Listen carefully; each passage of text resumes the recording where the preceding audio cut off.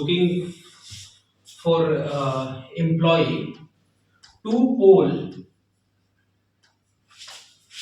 and three pole electric contactor.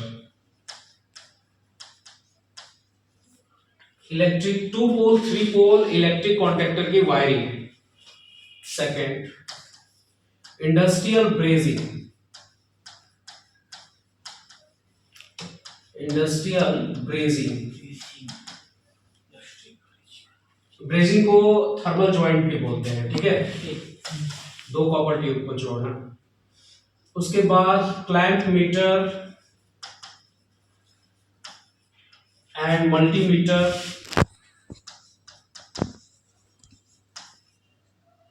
ये use करने आना चाहिए. Fourth, indoor general service and maintenance. ठीक है. Yes. Fifth, outdoor general service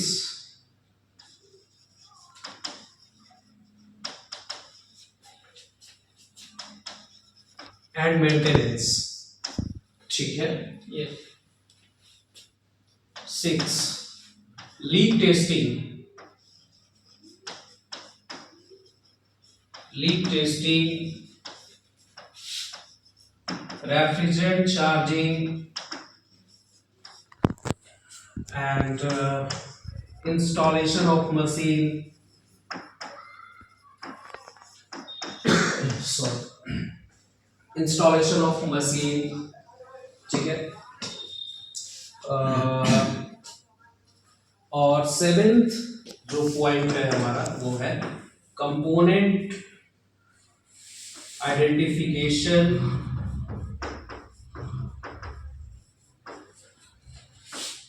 tools identification.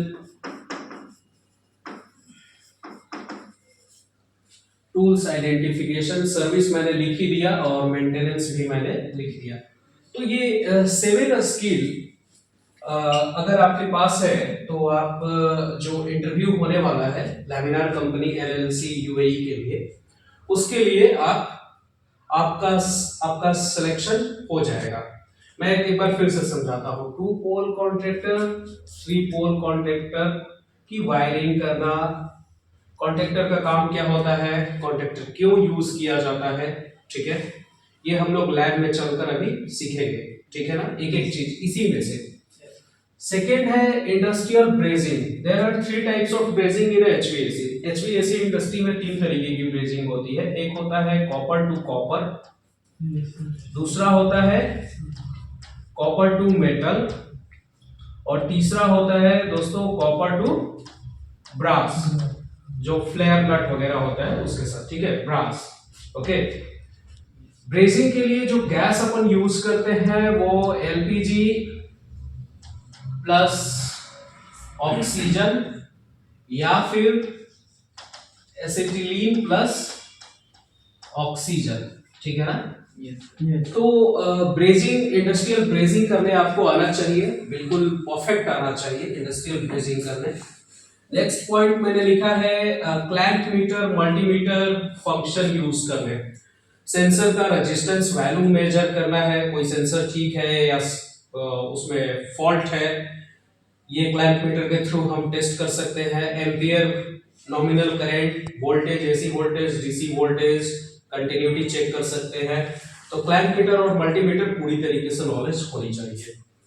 Indoor general service and maintenance. Service और maintenance में क्या है कि सर्विस जो होता है वो मेंटेनेंस एक्टिविटी बेस्ड होता है, और ये रिक्वायरमेंट के ये एक पीरियोडिक होता है, और सर्विस जब नीड होती है तो उसको हमें मशीन को टेक्नीशियंस को सर्विस करना होता है.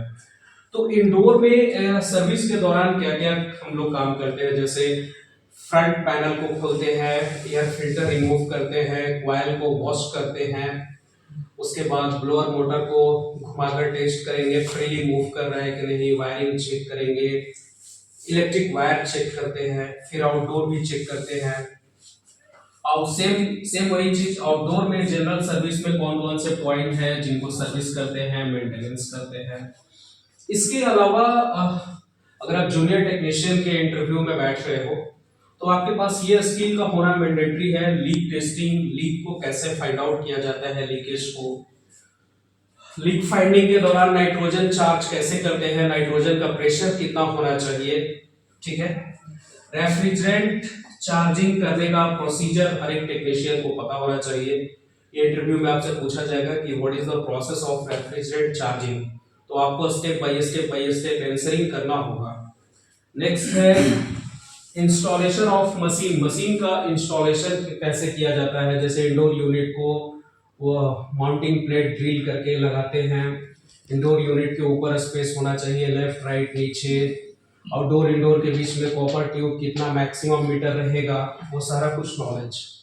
और लास्ट पॉइंट है component identification as well as tools identification, कि एक्सपेंशन वाल्व का काम क्या होता है, कैसा दिखता है, एचपी स्विच का काम क्या होता है, कैसा दिखता है, टूल्स कौन सा टूल्स कहाँ यूज होगा और किस लिए यूज होगा, ये सारा नॉलेज। तो एम्प्लॉयर जो है वो आपके अंदर जब आप इंटरव्यू अटेंड करेंगे तो ये 7 पॉइंट के ऊपर वो आपको देखेगा, टेस्ट करेगा कि आपके पास सॉरी एज अ टेक्नीशियन होने के नाते आपको ये चीजें आती हैं या नहीं आती हैं। ओके, सो अभी हम लोग लैब में चलेंगे और वन बाय वन सारी चीजों को अभी हम लोग टेस्ट करेंगे। ओके जी सर। ठीक है, so thank you guys. Thank you sir.